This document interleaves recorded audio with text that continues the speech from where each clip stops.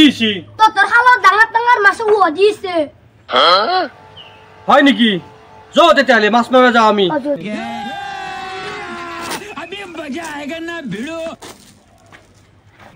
আই যাও लेकिन एक सेकंड कैमरामैन जल्दी फोकस करो চলো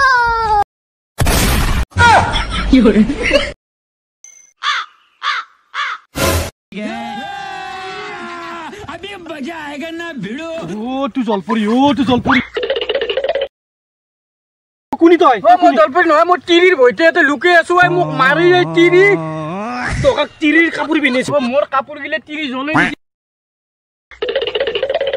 ও নটিটো আইছি ও